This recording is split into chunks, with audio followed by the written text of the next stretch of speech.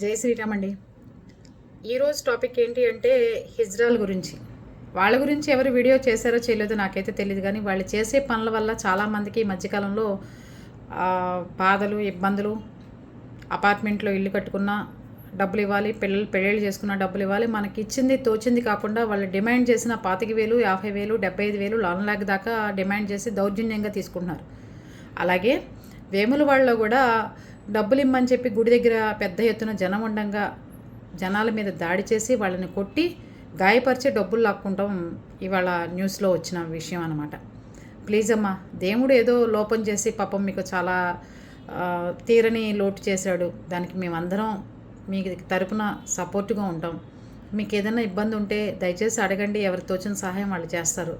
అంతేగాని దౌర్జన్యాలు చేయటాలు, మీద పట్టాలు, పెద్దవాడిని కొట్టటాలు, అపార్ట్మెంట్లో ఇల్లు కట్టుకుంటుంటే వచ్చి శాపనార్థాలు పెట్టాలు, లేకపోతే మీరు ఏదైనా శపిస్తే జరిగిపోతుందని చెప్పాలి, ఇలాంటివి చెప్పొద్దమ్మా ప్లీజ్. ఎందుకంటే ఏదో జన్మలో చేసిన పాపమే మనకు ఈ ఇబ్బంది కలిగింది. అందుకని మీరు ఈ జన్మలో అయినా మంచి చేసి దయచేసి ప్రజలందరికీ ఉపయోగపడే పనులు చేయండి. హిజ్రాలను కూడా ఈ మధ్యన ఎలా వాడుకుంటున్నారంటే ల్యాండ్ డీలింగ్లోనూ ఎవరినన్నా కొట్టాలన్నప్పుడు, ఎవరినన్నా కించపరచాలన్నా, ఇబ్బంది పెట్టాలన్నా కూడా మిమ్మల్ని వాడుకుంటున్నారు. దయచేసి అలాంటి ప్రలోభాలకు కూడా మీరు లొంగమాకండి ప్లీజ్. ఎందుకంటే మీ మీద నాకు మంచి గౌరవం, మంచి మర్యాద ఉంది.